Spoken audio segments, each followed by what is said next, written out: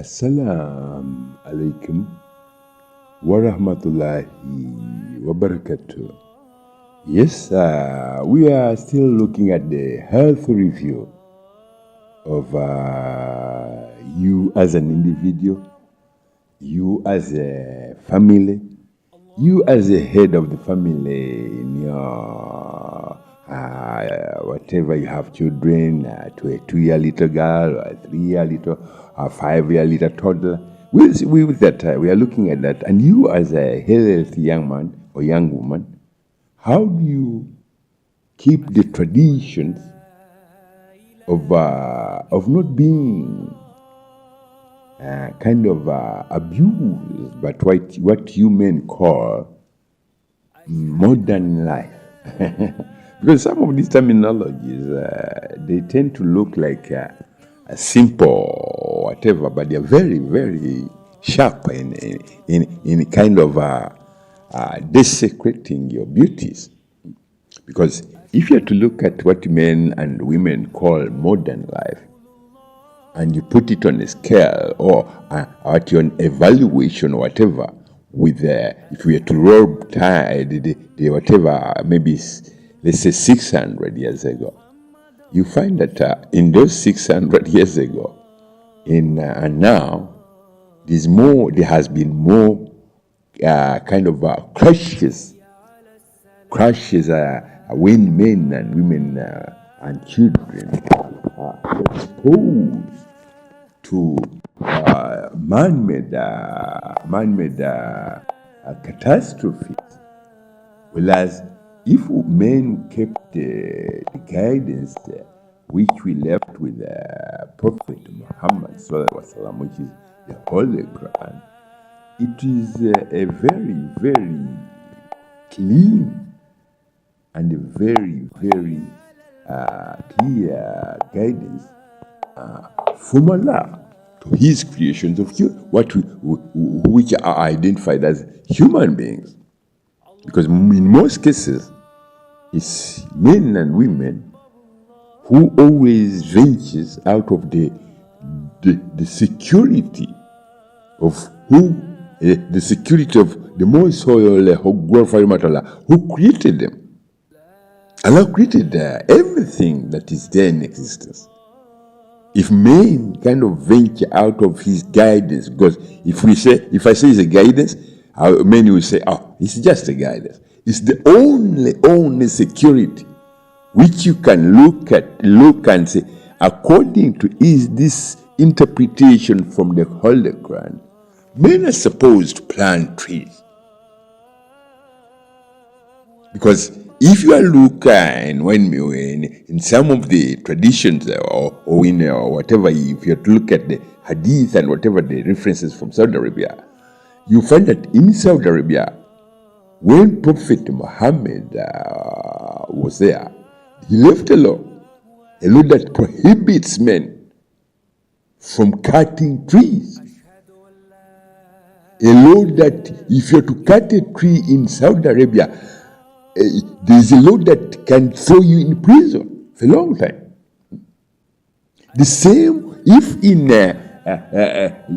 we are looking at the beauty of the words of Allah through His most beloved Prophet Muhammad sallallahu alaihi wasallam, and we look at his practices, what he did, how did he behave, how did he present this most holy, beautiful religion to human beings. According to that, those laws, men would look in the Quran with very, very conscious mind. What I will remind men and women is that you as living modern men and women in 2025, never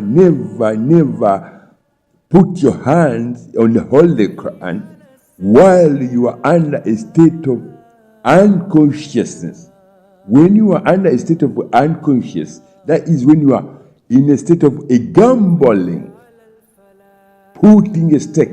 Because in this gambling culture, there's a lot of disease in gambling, There's a lot, so many diseases and so many things which can happen to human beings because gambling of any kind and basing that gambling in the records on the whatever of the Quran, because Allah says in the Quran, gambling.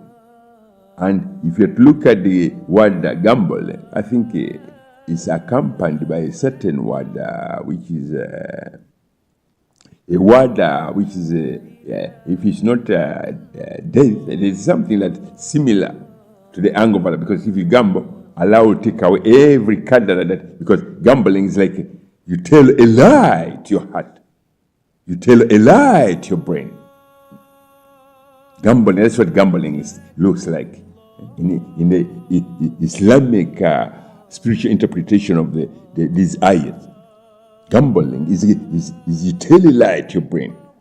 When you tell a lie to your brain, and let it be clear to every man and woman on this planet that apart from your mother who looked after you when you were in her womb, apart from your mother who carried you for 9 months, your best friend is your brain, and the other best friend is your heart.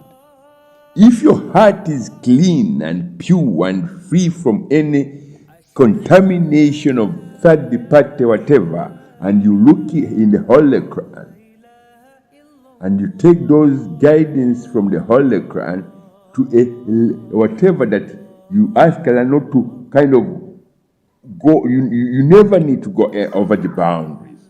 Because whenever you put your foot anywhere else, that's when you men and women enter the corridors of fitna. Gambling itself is fitna. Gambling is fitna. Gambling is fitna in there. That's how Allah states it in the Holy Quran. Many of you, when I did ask people in the Gambia, what do they know about the terminology of fitna? They said that is fighting. You imagine it. You tell your heart to fight your brain. What will happen? You get blood pressure. You get kidney failure. You get so many complications, isn't it? So that is fitna to you as an individual who is engaged in gambling. Imagine you've made fitna to you or to yourself. Then if it kind of ventures, crosses whatever and moves on in your societies, that's when things go into an angle where men and women cannot handle one another. Instead, it's war.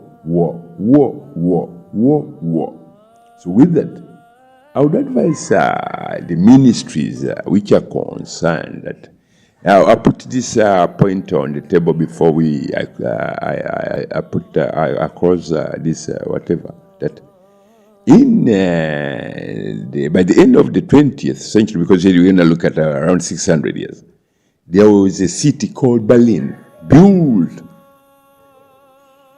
under the tears of some people and whatever. But that city again was destroyed, completely obliterated, with no any building left except for the wall which was called Berlin Wall. Why? I will ask you a question before I go. Why do you think that men, they built that city? It was one of the greatest cities at that time in the 19th or let's call it in the 19th century. But it was destroyed by men themselves. Why do you think so?